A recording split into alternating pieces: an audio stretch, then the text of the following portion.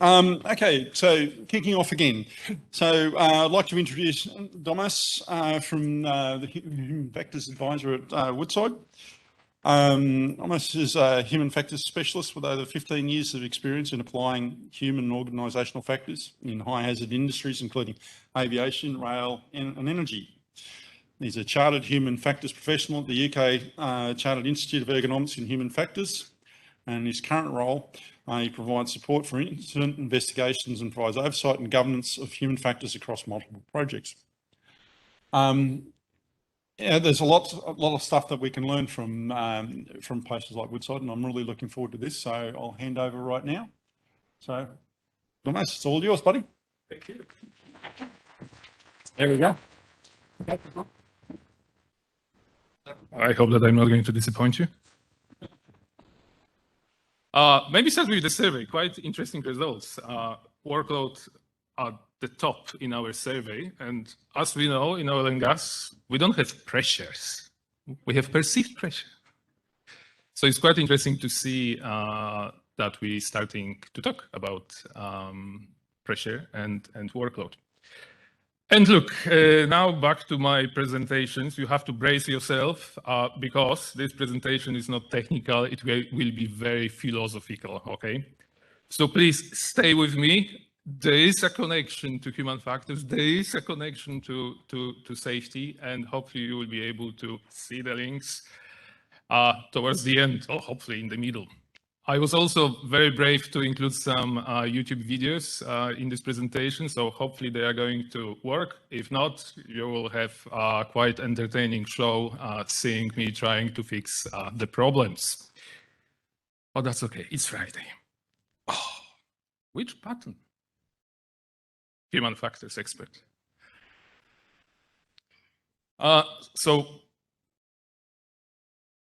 The inspiration for this presentation didn't come from health and safety, didn't come from human factors literature. It actually came from a business paper. So I was scrolling through various papers and I came across a paper published by McKinsey Consultancy. So these are the people who are advising businesses across the planet to help them become more competitive, more efficient. And in that paper, they discuss a shift in paradigm. And reading that paper, it was almost impossible not to make some links to safety practices and safety tools that we are using. So it is a business presentation, but with some links to safety. To begin with, we start introduce a definition. This is the only definitions that I'm going to use during this presentation, and it's quite simple. They basically discussing a paradigm shift that happened in the business world. And probably you can look into Wikipedia and come up with a very good definition of the paradigm, but I think that paradigm that you can see on the screen is probably more powerful. As you not remember, but as you know, long time ago, people believed that the Earth is the center of the universe. So that was the paradigm that was established in science and astronomy and in religion. And as you probably know, anyone who was trying to challenge that paradigm would get into significant trouble and difficulties. And that situation telling us a lot about the paradigm itself. Once established in the business, in science, in safety, in human factors, it is very resistant to change. It actually takes a lot of effort to influence new thinking, to shift the thinking, to start doing something different. And as you probably know, if you are trying to do something different too soon, you will get into some kind of trouble. So that's the definition that you need to know for today. And now let's have a look at the two paradigms that were described in that paper. So what you can see on the screen, it's a car, obviously. Do you know what car is that? Model T. It's a Ford Model T, and it's a symbol of an old paradigm, but at the time it was a symbol of a new paradigm that was created in the business world. So this is Ford Model T, but the car itself is not actually representing paradigm of that time. It was actually how this car was manufactured. So Henry Ford had this brilliant idea. Instead of having a bunch of people working on the car at the same time, he came up with this solution of having pieces of the car moving on the assembly line. And then instead of having a bunch of people working at the same time to build a car, to create the car, you will have specialist individuals who will be spending their time fixing wheels or fixing the headlines or fixing the engine.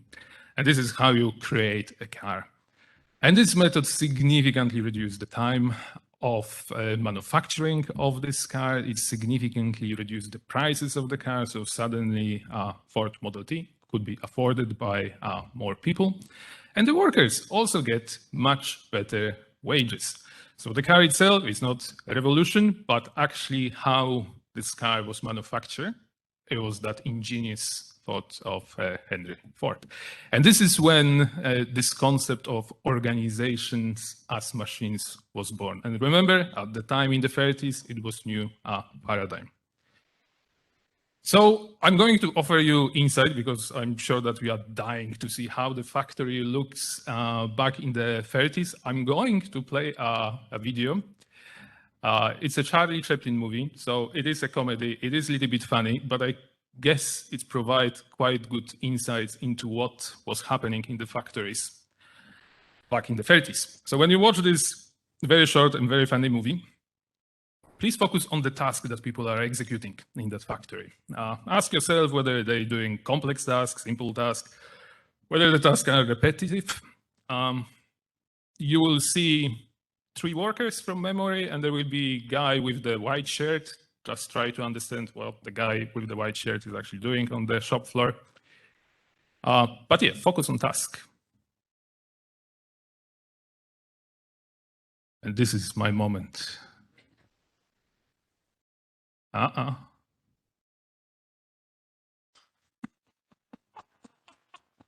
knew it. It will be fixed. I know, but it will be a little bit too tiny, I guess. I have a backup plan. I can talk you through the video, but I am a big believer in human capabilities and skills and technology. Not this task. Okay, not this task.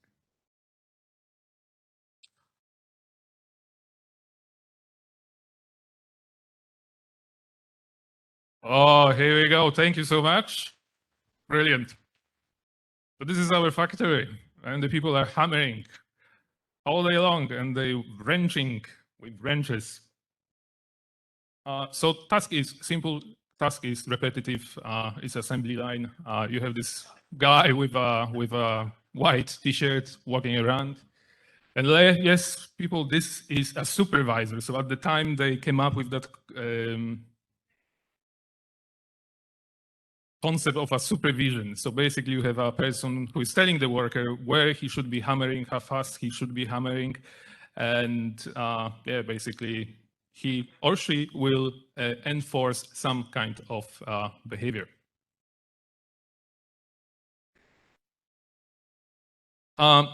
So as we looked into that factory today through the lenses of Charlie Chaplin, there was this guy called Friedrich Taylor. I'm not sure whether you came across Friedrich.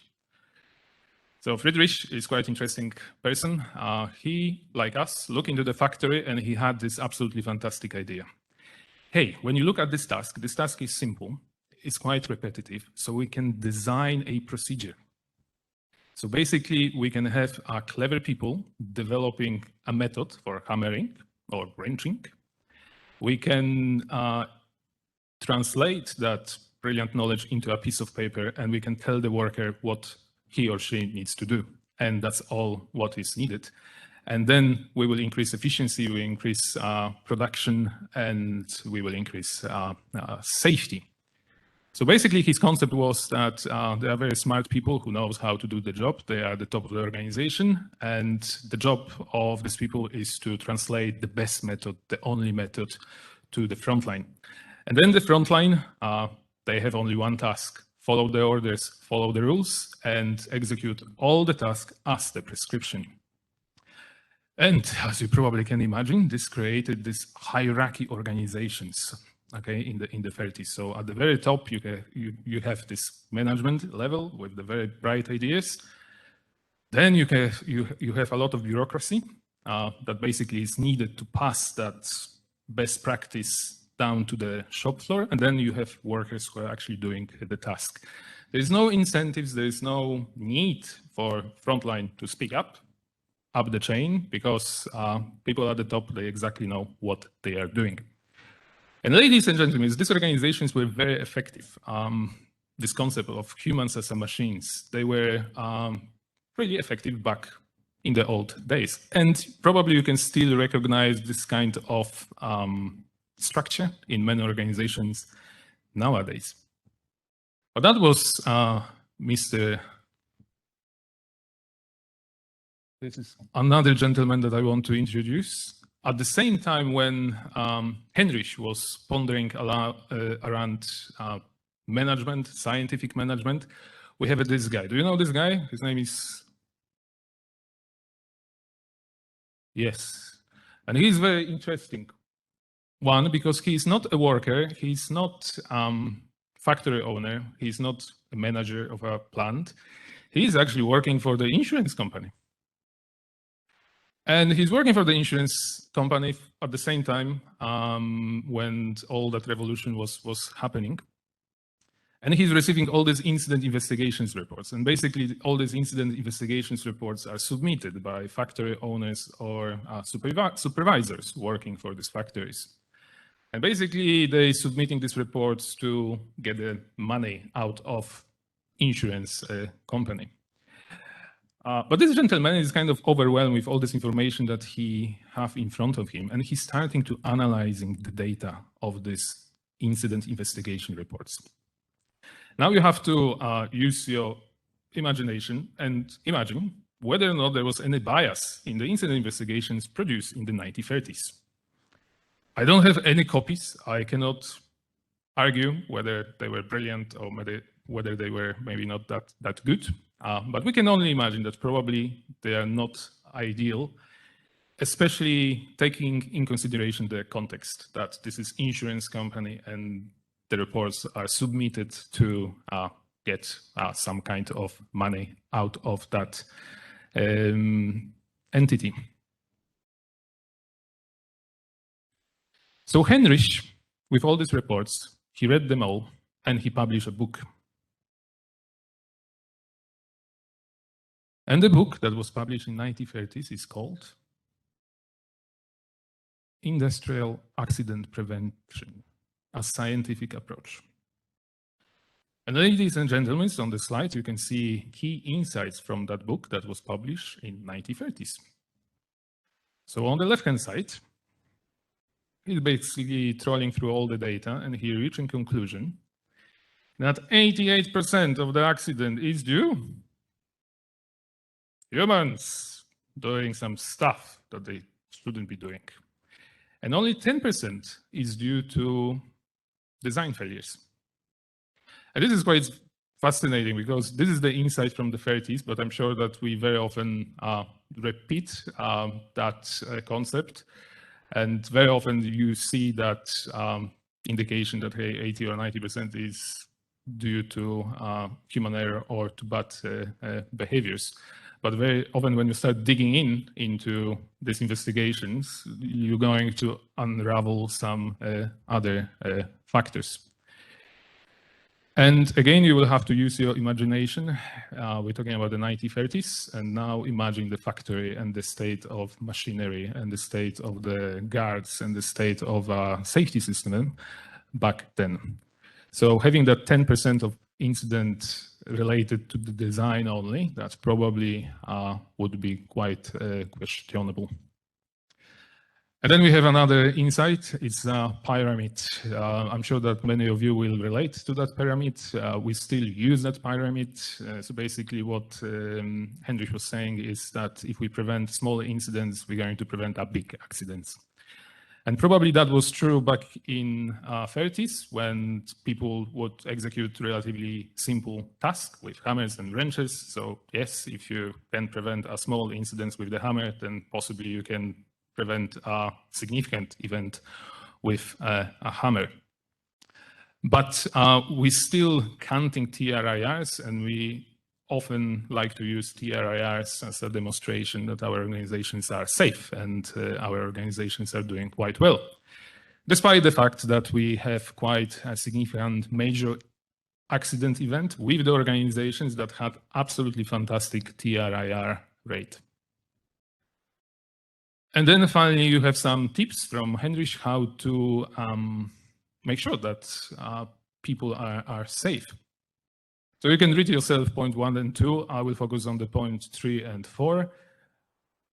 So what he's basically saying is that workers should be made aware of the safety rules. There should be safety slogans. People should embrace that.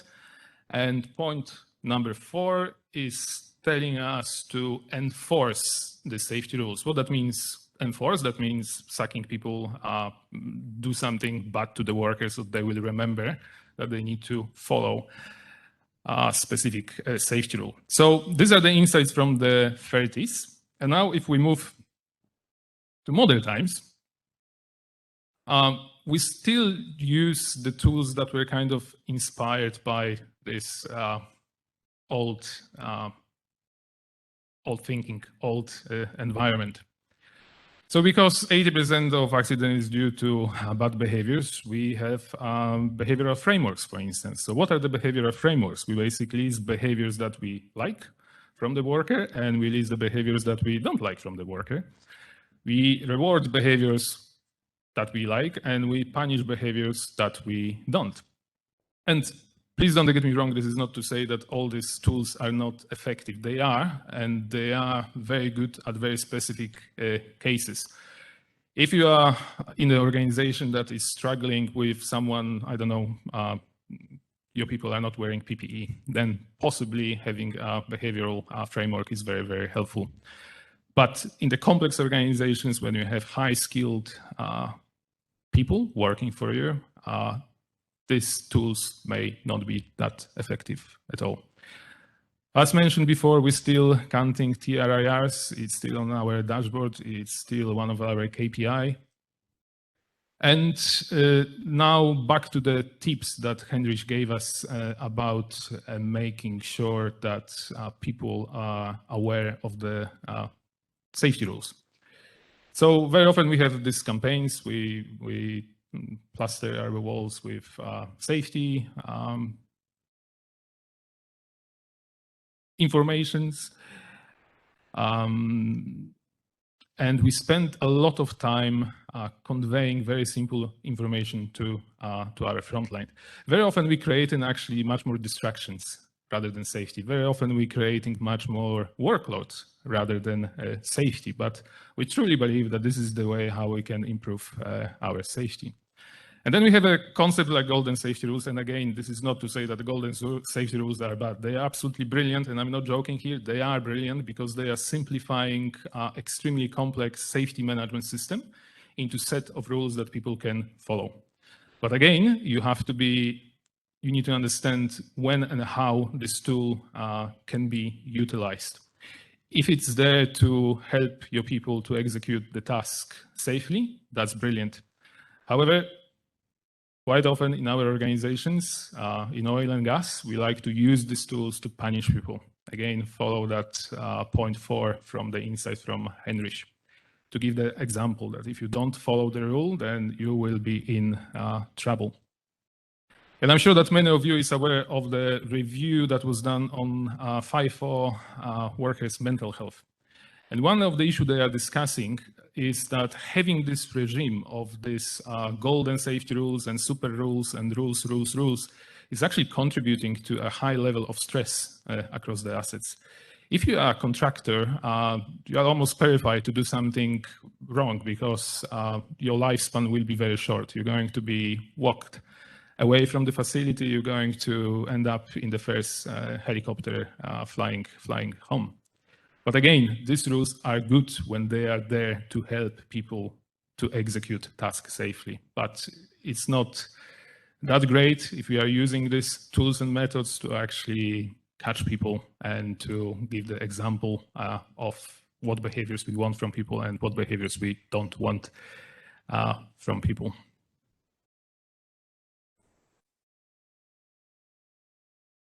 And now we kind of discuss old paradigm organizations as machines. And again, I will come back to that behavioral framework. I think it's a very good demonstration of that philosophy in action. You're actually not seeing a person as an individual bringing the value to your organization. You're actually specifying very specific behaviors that we want to see from people.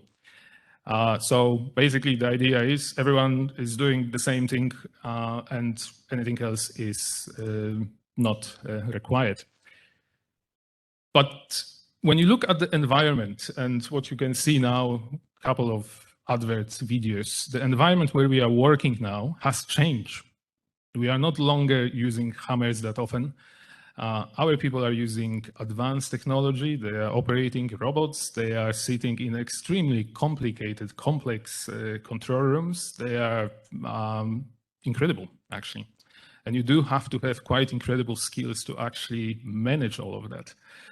And obviously you can argue that, okay, we're still using a hammer in our organization. Yes, but hammering in our organizations means that the person who is hammering along, they are operating in very complex world as well. They are probably subcontractors to the subcontractors. They need to follow the number of the safety management systems. So even using a very simple tools in our settings, it's very different to what it was in the past. So with this new environment, with this new challenges or opportunities, organizations need to adopt. And that's the adaptation. So moving that mindset from seeing people as a problem, seeing people as something that you need to control, believing that people will do just crazy stuff if they are not told what they need to do, moving into a very, very different mindset of actually seeing people who they are. So we are the one who are bringing value to the company. We, with our expertise, with our knowledge, with our motivation, can achieve incredible things. So all that concept of the hierarchy organization, when you have very smart people at the top and not so smart people at the bottom, is actually not going to work that well in this new environment. So with the old paradigm, you would have a leader that would be sitting at the top, directing the work. Good luck with that. Probably it's not going to work. With the new model, your leader is actually in the middle. He is embedded, and he or her job is to empower people to be able to achieve all these amazing works. So it's not about telling what they should be doing, telling what they shouldn't be doing, but this is actually about learning from them and understanding what needs to be done to enable people to achieve their goals. And again, it's very difficult not to make this connection with that view that very often we have in safety or human factors that people are causing incidents, accidents, and in general, human beings are terrible. When you mix them with safety critical environment. I think we are very often missing the point of the fact that in 99% of the time, the same people are actually preventing all these accidents and incidents. They are there to bridge the gap between procedure and practice, but design. They are the ones who are actually bringing safety and efficiency. They are not your problem, they are actually your asset. It's just the question how you're going to see them and how you're going to approach new challenges that you are facing. And this is probably this philosophical point, the final slide. There are different tools, different methods, and I will repeat the message again. This is not to say that we should throw everything away, that golden safety rules don't have a place, that behavioral safety don't have a place in our workplace. They do. But I think what we are suffering from is making these very simple tools silver bullets, that they will solve everything. If only people will follow the rules, everything would be fine. It's probably not the case. So it's important to understand the ordering of the tools that we have in place, to understand what we can do with these tools, and also embrace new methods, new tools. I missed your presentation because I was a little bit late, but I'm sure that Zoe was talking about learning teams, about learning from the work. So there are new methods, there are new techniques that you can utilize, that you can embrace. However, the biggest challenge that you're going to find is that switch in the mindset, seeing people as experts, seeing people as the one who are able to provide the best solution, rather than seeing them as an agent that they needs to be controlled. Thank you. And thank you for that videos. Awesome.